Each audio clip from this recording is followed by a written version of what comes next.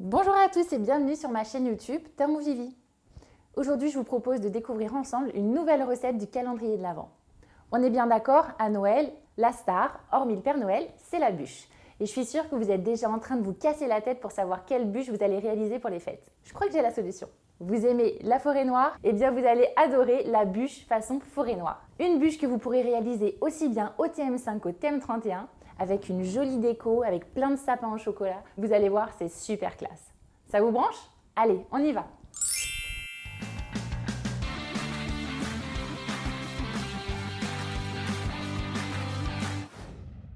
On va commencer par réaliser la génoise au chocolat. Et pour ça, il nous faudra 4 œufs, 80 g de sucre en poudre, 30 g de cacao en poudre non sucré, 70 g de maïzena, un sachet de levure chimique et une pincée de sel. Et pour la chantilly, il vous faudra 40 g de sucre glace et 350 g de crème liquide à au minimum 35% de matière grasse. Moi, j'ai trouvé une crème spéciale chantilly, c'est la crème Oulala. Si vous ne la trouvez pas, n'hésitez pas à rajouter un petit sachet de Chantifix.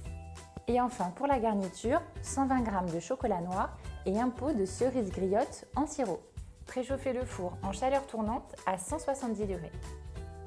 Mettre le fouet dans le bol du Thermomix. Ajoutez ensuite les 4 œufs et le sucre. Programmez 15 minutes à 37 degrés sur la vitesse 3. Et pendant que le Thermomix tourne, on va mélanger dans le même bol la maïzena avec la levure et le cacao. Mélangez avec une cuillère. Et c'est cette préparation qu'on va verser par l'orifice du couvercle. C'est maintenant qu'on va pouvoir verser progressivement le mélange avec la poudre de cacao. Il ne faudra pas oublier la pincée de sel.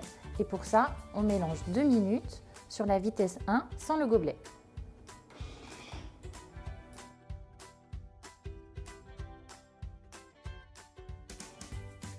Retirez le fouet.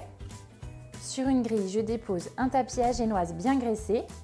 Mon moule, il fait 40 cm sur 30 et je vais y verser la préparation. Bien répartir la préparation dans le moule. Il faut qu'il y en ait partout. Et on enfourne pour 12 minutes à 170 degrés. Avec un couteau, je vais démouler les bords de ma génoise. Je vais y déposer un torchon bien humide et on va la retourner. Et on démoule. Je vais parer les côtés de ma génoise puisque les bords ils sont un petit peu croustillants.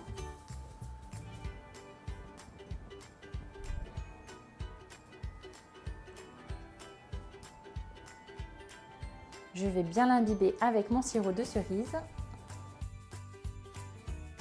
Il faut bien l'imbiber, c'est ça qui va garder le biscuit bien moelleux. Il faut être bien généreux avec le jus de cerise. On va replier un côté du torchon et on va la rouler sans trop la serrer. Il faut juste faire attention à ce qu'elle ne se casse pas.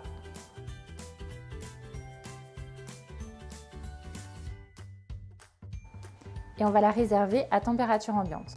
10 minutes avant de commencer la crème chantilly, il faut mettre la crème au congélateur. Ce sera bien plus facile. Dans le bol bien froid, on va y insérer de nouveau le fouet et on verse la crème bien froide.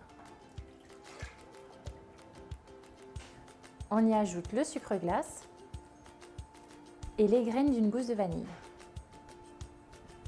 Et on programme 1 minute à 1 minute 30 maximum sur la vitesse 3,5.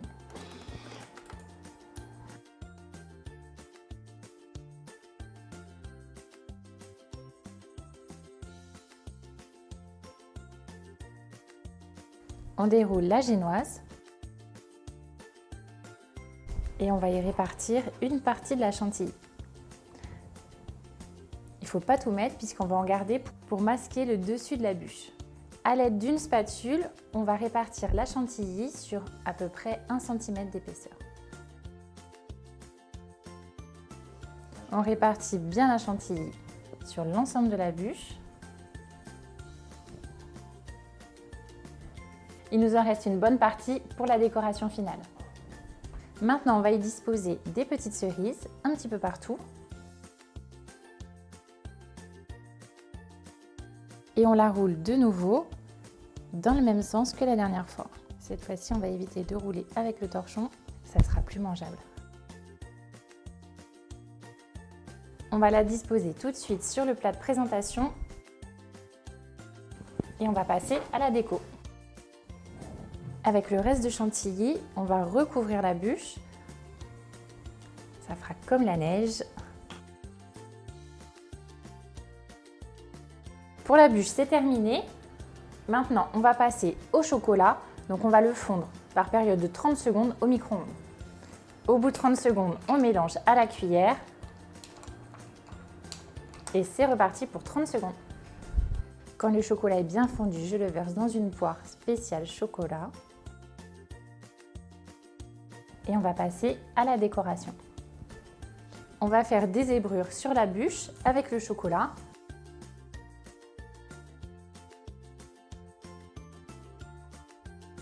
Laissez exprimer tout votre côté artistique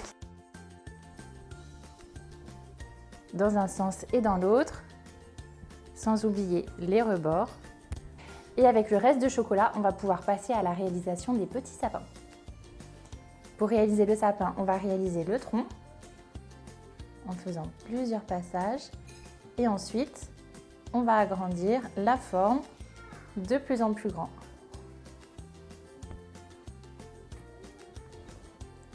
Voilà, j'en ai réalisé 3 et ça part au frais.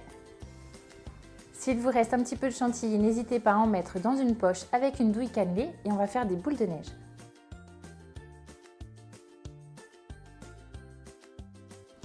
Vous pouvez disposer une cerise sur chaque petite boule.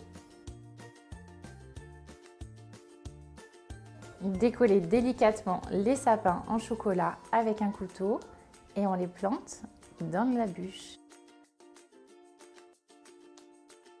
Et voilà, notre bûche est terminée.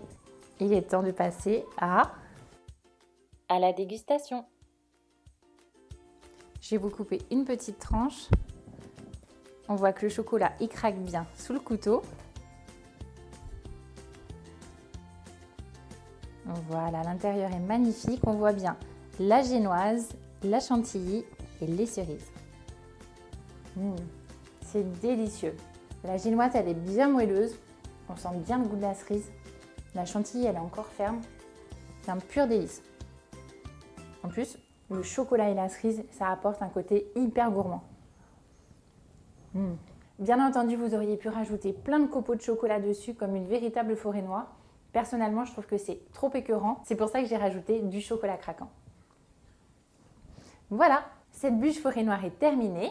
Vous avez vu, c'est pas compliqué, hein. J'espère que cette vidéo vous a plu et qu'elle vous donnera envie de la réaliser. Si c'est le cas, juste avant, cliquez sur le petit pouce bleu. Laissez-moi votre avis en commentaire sous la vidéo et surtout, abonnez-vous à ma chaîne YouTube pour recevoir une recette tous les jours. On se retrouve dès demain. Je vous embrasse bien fort. Bye bye!